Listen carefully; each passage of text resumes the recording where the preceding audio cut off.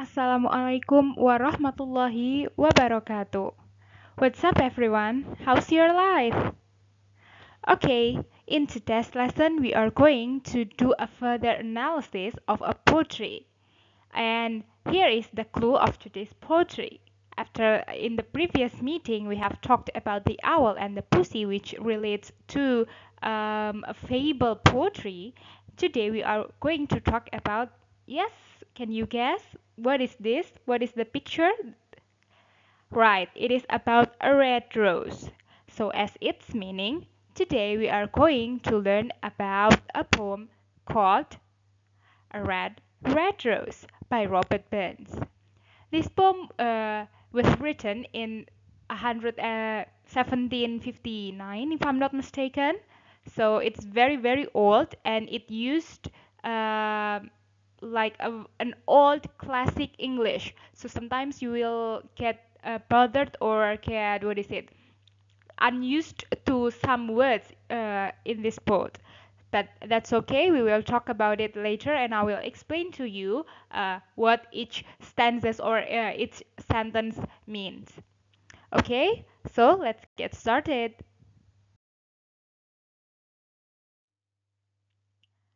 First thing first, we will talk about the structural analysis of the poem. Here is the poem by itself. Let me read for you and then um, give some explanation and translation before we go to the table on the right side. Okay? A Red Rose by Robert Burns. Oh, my love, it's like a red rose that's newly sprung in June. Oh, my love, it's like the melody that sweetie played in tune. As fair art thou, my bonny lass, so deep in love am I, and I will love thee still, my dear, till the seas can dry. Till the seas can dry, my dear, and the rocks melt with the sun. And I will love thee still, my dear, while the sands of life shall run. And fare thee will, my only love, and fare thee will awhile. And I will come again, my love, though it were 10,000 miles. Okay, let me switch the language into bahasa Indonesia and give the translation for you, guys. Nah, jadi ini puisinya, judulnya A Red Rose, mawar merah gitu ya. Nulis namanya Robert Burns, dia orang Skotlandia, lahir di tahun 1700-an dan dia sangat amat apa ya terkenal gitu sebagai seorang penulis puisi kayak gitu ya. Nah, ini puisi salah satu puisinya dia yang terkenal. Begini isinya. Ini kita punya 4 stanza ya. Ini 1, 2, 3, 4. Oke. Kita bahas satu-satu dulu dari stanza yang pertama. Oh, my love is like a red rose. Oh, cintaku seperti mawar merah. That's newly sprung in June. Yang sprung di sini tuh musim semi itu loh, mulai bermekaran. Yang bermekaran di bulan Juni. Oh, my love is like the melody. Oh, cintaku seperti melodi. That sweetie played in tune. Yang indah bermain sesuai nadanya. Seperti itu. Terus, as fair art thou, my bonny lass. Nah, ini mulai kayak kata love di sini ya. Biasanya kita tahunya tuh tulisan love tuh kan pakai L O V E kan, tapi ini di sini dia pakai huruf O. Ini menandakan bahwa ini pakai ejaan lama. Jadi karena ini puisi ditulis tahun 1700-an tuh bahasa Inggrisnya berubah gitu loh di saat sekarang. Termasuk apalagi yang di bait kedua. As fair as thou. Thou di sini kalian tahu artinya apa? Pasti terkaget-kaget. Ini adalah you di zaman sekarang. Yes, kamu. Jadi ini intinya kamu, my bonny lass, apa ya, gadis cantikku gitu. Ini artinya gadis cantikku. Nanti aku jelasin nih di sini kan ada. Terus, so deep in love am I. Aku sungguh dalam cintaku padamu, kayak gitu. And I will love thee still, my dear. Dan aku juga akan tetap mencintaimu. Nah, di sini thee itu juga artinya you. Tapi pakai apa sih namanya classic English gitu loh. Artinya juga kamu. Jadi those sama the itu artinya kamu. I will love thee still, my dear. Aku akan tetap mencintaimu till the seas gang dry. Bahkan meski sampai lautan pun menjadi kering kayak gitu. Till the seas gang dry, my dear. Ini diulang ya, ditambahin my dear. And the rocks melt with the sun. Dan rocks di sini bebatuan. Dan bebatuan melt meleleh ya with the sun. Meleleh karena kena sinar matahari. Bahkan jadi dia cintanya tuh meskipun sampai lautan jadi kering dan bebatuan itu jadi meleleh karena sinar matahari, dia tetap akan mencintai si kekasihnya itu. And I will love this still, my dear. Nih kan dia ngomong kayak gitu. While the sands of life shall run. Bahkan sampai sand pasir-pasir gitu, pasir-pasir di bumi ini tuh jadi hilang juga gitu loh, run, lari kayak gitu. Terus di stanza keempat, and fare thee will, my only love, and fare thee will a while. Nah ini dia cerita bahwa si Robert Burns-nya ini atau si penulis puisinya ya di sini dia harus pergi for a while, sebentar aja perginya gitu. And I will come again, my love. Tapi tenang, aku akan datang kembali, though it were 10,000 mile. Meskipun menempuh jarak ribuan 10.000 gitu ya. Sorry, ya bener 10.000 miles untuk menemui si kekasihnya. Pokoknya meskipun jauh tempat ketemunya atau apa ya, tempat dia mencari untuk ketemu sama kekasihnya tuh meskipun jauh tuh tetap akan ditempuh gitu loh, karena dia saking cintanya sama si kekasihnya kayak gitu. Oke, nah itu artinya.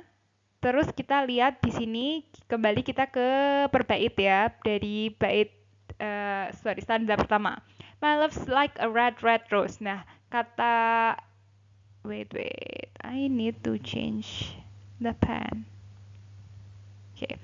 Nah, kita di sini dia bahas oh kekasihku seperti mawar merah. Nah, kalau kalian ingat di pelajaran sebelumnya kita bahas bahwa kalau pakai puisi itu banyak pakai majas-majas seperti metafora. Nah, di sini apakah kita pakai metafora? Ini ada kata like ya sebagai penandanya ya. Like di sini itu artinya sebenarnya dia menunjukkan bahwa ini adalah suatu majas tapi namanya majas simile. Simile ini mirip sama metafora, cuman kalau metafora itu nggak ada kata like gitu loh. Jadi ya udah langsung my love is a red rose gitu. Itu dia jadi metafora, tapi karena ada like di situ dia berubah jadi simile. Jadi kayak apa ya artinya simile tuh kalau majas itu tuh ada kata bagaikan. Nah, like di sini kan artinya bagaikan. Nah, dia menunjukkan bahwa dia adalah suatu simile. Oke. Terus that's newly sprung in June. Ini ada kata June di baris kedua. Oh my love is like the melody. Nah, di bait pertama tadi dia membandingkan si kekasihnya dengan red rose, di bait kedua dia membandingkan kekasihnya dengan melody. Oke. Okay. Terus that's sweetly played in tune. Nah, yang melodinya ini yang dimainkan dengan indah gitu kan. Kalau kalian notice di sini, kalau kalian menyadari bahwa di sini ternyata kata June, wait, I need to highlight this. Kata June sama June itu kan mirip gitu ya akhirannya. Makanya dia disebut sebagai rhyming words. Seperti itu. Kan kemarin di pelajaran sebelumnya kita juga udah bahas ya tentang rhyming words, bahwa puisi itu punya irama gitu. Oke, jadi di sini yang berirama adalah June and June. Next ke bait kedua, as far art thou my bonny lass. Nah, kita lihat kata bonny dulu di sini. Bonny itu, nih ya kita lihat di part yang di dalam tabel ini. Bonny itu sebenarnya kata bahasa Perancis yang dari unsur katanya adalah bon. Artinya adalah baik, good ini. Tapi di sini karena mengungkapkan kecintaan terhadap seseorang, nah baiknya di sini tuh adalah artinya pretty atau cantik. Jadi maksudnya bonny lass itu artinya gadis ya. Jadi my bonny lass adalah gadis cantik kayak gitu di sini partnya. Kau adalah gadis cantik kayak gitu. So deep in love am I. Aku sangat jatuh cinta. Terus and I will love this till my dear. Aku akan tetap mencintaimu my dear kekasihku till the seas can dry. Nah, kalau kalian notice di sini kata I dan dry itu rhyming words kan I akhirannya. Bonny lass ini akhirannya las, ini dear kan jauh. Berarti mereka nggak rhyming nih yang dua ini. Tapi I and dry. Yang ini tadi rose and melody juga nggak rhyming. Oke. Sekarang ke bait ketiga. Till the seas can dry, my dear, and the rocks melt with the sun. And I will love thee still, my dear, while the sands of life shall run. Nah, di sini dia menceritakan bahwa sampai lautan jadi kering, bebatuan meleleh, terus sands itu pergi gitu ya. Itu menunjukkan bahwa ini tuh suatu majas juga yang namanya majas hiperbola yang dilebih-lebihkan. Kayaknya ya caranya atau kapan bahwa lautan itu bisa jadi kering kayak gitu loh. Makanya itu dianggap suatu hiperbola. Terus di sini kita juga masih menemukan rhyming words ya, yaitu kata sun and run. Ini yang my dear ini kan memang sama persis gitu ya. Sama persis, tapi yang rhyming adalah kata sun dan run. Terus di bait keempat kita ada kata and fare thee will my only love and fare thee will a while. Sebentar, berarti ini highlightnya harus aku ganti warna. Oke. Udah kelihatan. Wait. Terus piye warna yang paling mudah apa? Ya wis pakai ini weh. Nah,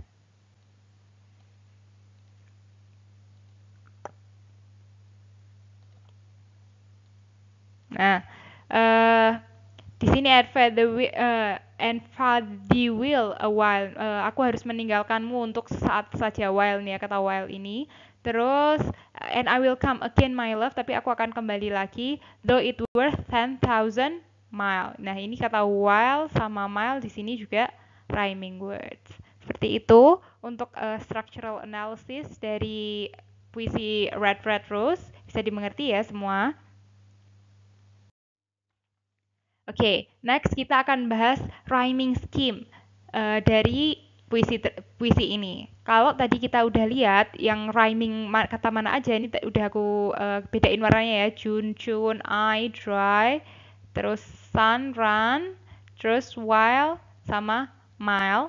Kita bisa simpulkan nantinya ini itu per stanza itu apa ya, iramanya apa gitu kan.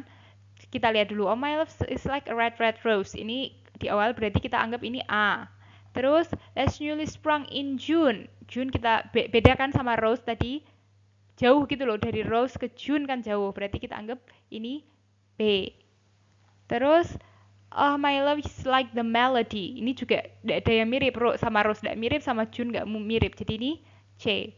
Terus that's sweetie played in June. Nah, ini June tadi mirip sama June, berarti kita samain. Jadi ini B juga. A, B, C, B. Oke. Jadi stanza pertama itu rhyming scheme-nya A, B, C, B. Next ke bait kedua. As fair as thou my bonny lass. Ini kita anggap A. Terus so deep in love am I. Jauh kan? Lass sama I. Berarti ini kita anggap B. And I will love this till, my dear. Ini juga jauh, berarti C. Till the seas can dry. I sama dry mirip, jadi B. B juga sama ya. So, stanza kedua, A, B, C, B. Sama kayak stanza pertama. Next, kita ke stanza ketiga. Stanza ketiga, di sini dia ngomong till the seas can dry, my dear. Ini A, kita anggap A. Terus and the rocks melt with the sun. Ini kita anggap B. Terus and I will love thee still, my dear. Ini sama persis ya. A berarti. Terus while the sands of life shall run. Sun run. berarti B. Untuk stanza ketiga jadi AB AB kayak gitu. Kita lihatnya per stanza ya, bukan dari atas sendiri. Kita lihat per stanza. Terus di stanza terakhir atau stanza keempat kita ada and fair they will my only love. Berarti kita anggap itu A. Terus and fair they will be will a while berarti B. Terus and I will come again my love. Ini sama ya, A lagi. Though it were 10,000 mile. Berarti B. Berarti stanza keempat AB AB. Kayak gitu. Itu caranya ya untuk membuat skema rhyming dari suatu puisi. Gampang kan? Nah, kalau tadi kita udah bahas structural analysis sama rhyming scheme dari puisinya Robert Burns yang berjudul A Red Red Rose, ini ada juga yang namanya literal analysis. Ini sebenarnya informasi tambahan aja sih. Literal analysis of a Red Red Rose poem. Jadi puisi ini itu ditulis sama Robert Burns buat kekasihnya, orang Scotland juga. Robert kan tadi orang Skotlandia. Kekasihnya juga orang Skotlandia, namanya Jane Armour. Temanya puisi ini udah jelas, ini tentang love. Love is the main theme.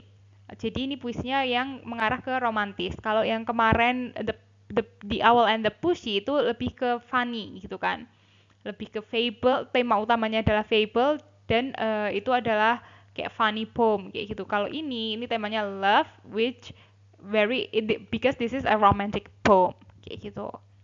Tone-nya itu nada dari puisi ini adalah full of optimism or hopefulness. Kenapa kok bisa kayak gitu? Karena si Robert tadi bilang di akhir-akhir, aku tetap mencintaimu. Terus dia kan bilang, meskipun aku harus pergi jauh untuk beberapa saat for a while, I will love thee still my dear, and I will come back even though it takes 10,000 mile, ya kan? Nah, jadi itu penuh keoptimisan atau penuh pengharapan bahwa pada suatu saat mereka akan bertemu kembali kayak gitu atau bersatu lagi. Nah, value atau nilai dari puisi ini adalah beauty is transitory atau tidak permanen. Jadi kalau kecantikan itu tuh bukan sesuatu yang permanen. Tapi love is eternal. Love itu adalah selamanya kayak gitu, forever, never ends. Kok bisa nyimpulin kayak gini sih, Miss? Lah, tadi kan dia itu balik lagi ke part terakhir bahwa meskipun mereka harus berpisah untuk beberapa lama, toh mereka akan kembali, si Robert ini tadi akan mencari lagi si kekasihnya kan. Lah dia mau nyari dan mau berjuang dengan menempuh jarak ribuan kilometer itu tadi, 10.000 miles itu tadi. Itu karena kalau bukan karena cinta ya karena apa lagi? Kalau cuman karena cantik ya mungkin di tempat baru yang dia jelajahi banyak yang lebih cantik kayak gitu loh. Tapi karena cinta dia tetap mau kembali sama si kekasihnya yang namanya Jane Armour kayak gitu. Itu literal analysis dari puisi ini ya. Next kita punya 5 pertanyaan yang bisa kalian kerjakan terus nanti disubmit di Google Classroom, jangan lupa. Ini coba aku artiin dulu deh. Yang pertama, what is the author's love analogize? Gimana sih penulis puisi itu menganalogikan cintanya atau maksudnya kekasihnya? When does a rose bloom? Kapan si mawar itu bermekaran? Disebutin tuh di bait kedua ada. Terus what does last mean? Ini aku udah nyebut berkali-kali, jadi harusnya tahu kan arti last apa. Terus yang nomor 4 ini kalian jawab true or false, benar atau salah. Yang A, the author will still love his girl while all the times of life run by. Si penulis ini akan tetap mencintai kekasihnya meskipun waktu berjalan terus kayak gitu loh. Terus frase yang B ya, yang frase and fed the will itu artinya he is leaving to go somewhere. Si penulisnya si Robert akan pergi ke suatu tempat kayak gitu. Bener apa enggak? Terus yang C, though it were 10,000 mile. Meskipun menempuh 10.000 mile, suggests that no matter how far it is, he will come back to her because he loves her. Nah, ini apakah benar ini maksudnya adalah meskipun